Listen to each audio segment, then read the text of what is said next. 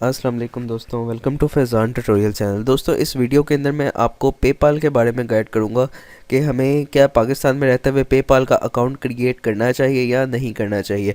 दोस्तों, बहुत सारे दोस्त और भाई हैं जिन्होंने वीडियोस बनाई हुई हैं कि आप पेपाल का अकाउंट कैसे क्रिएट कर सकते हैं। तो चलिए आज उन सब वीडियोस के बारे में भी थोड़ा सा डिस्कस करते हैं।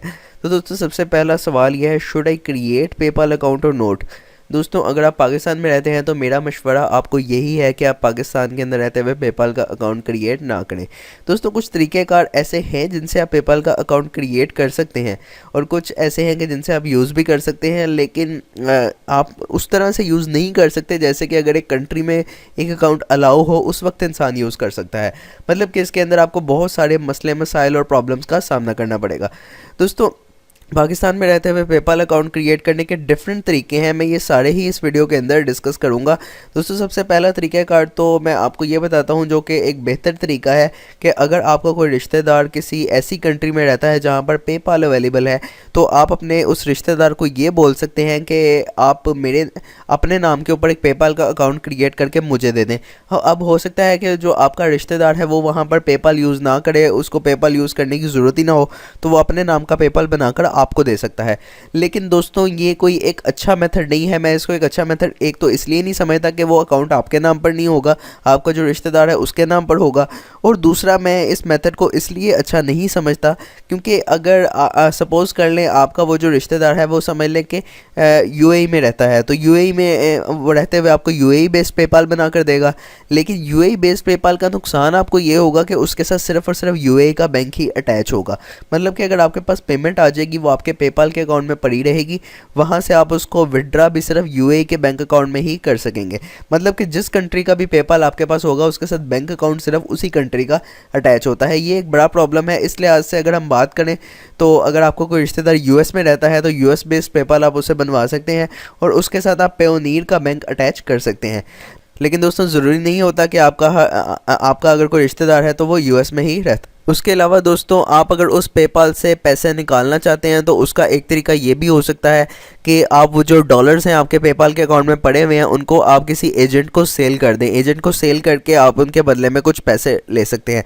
उसमें यह है कि एजेंट जो भी होगा जिसको आप पेपाल के डॉलर सेल करेंगे वो अपनी कुछ ना कुछ उसके ऊपर कमीशन रखेगा, तो वो कमीशन ज़ाहिर है फिर आपको देनी पड़ेगी। और इस मेथड के बाद चले अब मैं आपके साथ एक दूसरा मेथड शेयर करता हूँ जो कि अक्सर लोगों ने शेयर किया हुआ है कि आप पेपाल का अकाउंट दूसरा किस मेथड से अपने नाम पर क्रिएट कर सकते हैं।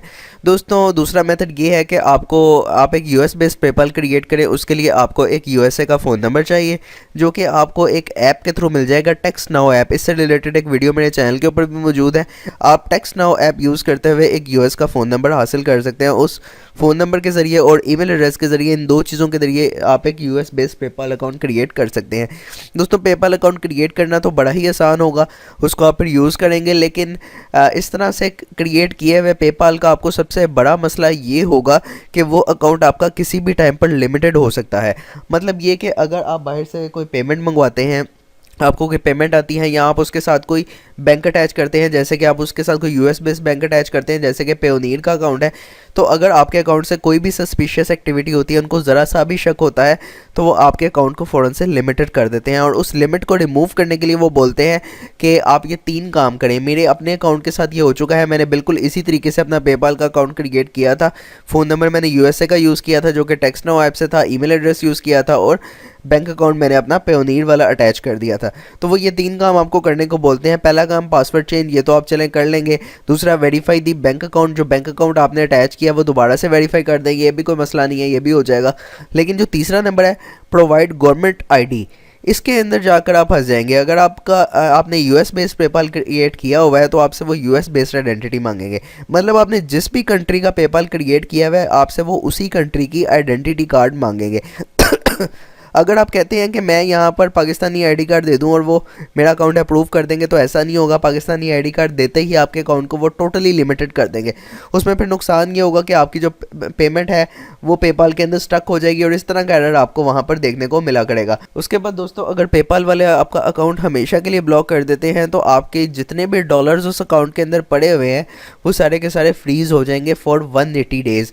180 डेज़ ऑलमोस्ट कोई 6 मंथ बनते हैं, तो 6 मंथ के लिए आप वो वाले डॉलर्स उसको विड्रा नहीं कर सकेंगे, वो जो डॉलर्स हैं वो उसी के अंदर पड़े रहेंगे।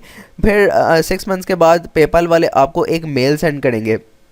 वो मेल उस मेल के अंदर आपके पास ये लिखा होगा कि आपकी जो पेमेंट है अब आप उसको विड्रा कर सकते हैं। तो फिर आपके पेपाल के साथ जो भी आपने बैंक अकाउंट अटैच किया होगा उस वाले बैंक अकाउंट के अंदर आप अपनी पेमेंट जो है वो 6 मंथ के बाद जाके विड्रा कर सकेंगे।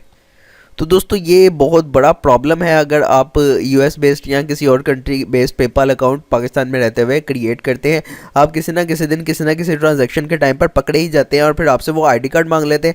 आईडी कार्ड मांगने के बाद फिर आपका अकाउंट वो लिमिटेड कर देते हैं। दोस्तों लोगों ने अकाउंट क्रिएट करने के तरीके तो बहुत बताए हुए हैं, ये भी बताते हैं कि यूज़ इस तरह हो जाता है, लेकिन दोस्तों कोई भी आपको सच नहीं बताता। तो सच यही है कि आप पाकिस्तान में रहते हुए पेपाल का अकाउंट इस तरह से बनाकर यूज़ नहीं कर सकते। आपके सर पर एक तरह से आप समझे कि तलवार लटक रही है। जैसे ही आप पकड़े गए, जैसे ही उनको पता चला, उसी टाइम उन्होंने आपसे आईडी कार्ड मांग लेना है, और जब उन्होंने आईडी कार्ड आपसे मांग लिया तो वहाँ पे ही आपका अकाउंट आप समझ लें कि ब्लॉक है, उसके आगे आप कुछ भी नहीं कर सकेंगे। और दोस्तों इसके अलावा कुछ लोगों ने मेथड कुछ इस तरह से बताया हुआ है पेपाल अकाउंट क्रिएट करने का कि आप फ़िलीपींस का पेपाल ओपन करें, यानी कि आपने ब्राउज़र के अंदर आप जाएंगे, वहाँ पे आप फ़िलीपींस का एड्रेस लिखेंगे पेपाल के लिए। वहाँ पर आप एड्रेस लिखने के बाद जब आपके पास साइनअप का ऑप्शन आएगा तो एक पर्सनल का ऑप्शन आता है, एक बिज़नेस का। तो आप वहाँ पर बिज़नेस अकाउंट सेलेक्ट करके वहाँ से बिज़नेस प्रोफाइल क्रिएट करते हैं। लेकिन दोस्तों उसके अंदर बाद में आके आपको आसानी ये हो जाती है कि आपको पाकिस्तानी फ़ोन नंबर वहाँ पर डालने के लिए ईज़िली मिल जाता है। पाकिस्तानी फ़ोन नंबर डालकर भी पेपाल अकाउंट वहाँ से क्रिएट कर सकेंगे। लेकिन दोस्तों अगेन मसला यही है कि अकाउंट जब आपका क्रिएट हो जाएगा तो वो फ़िलीपींस बेस्ड अकाउंट होगा, उसके साथ जो बैंक अकाउंट है वो फ़िलीपीन का ही अटैच होगा। एक तो ये बहुत बड़ा मसला है। दूसरा ये कि उसके अंदर एक आईडी कार्ड डालने की ऑप्शन आती है जब अकाउंट क्रिएट कर रहे होते हैं। तो दोस्तों पाकिस्तानी भाई जो होते हैं वो वहाँ पर पाकिस्तानी आईडी कार्ड नंबर डाल देते हैं पूरा का पूरा, लेकिन दोस्तों वहाँ पर पाकिस्तानी आईडी कार्ड आपका एक्सेप्टेबल नहीं होगा, चूँकि आप फ़िलीपीन बेस्ड पेपाल क्रिएट कर रहे हैं।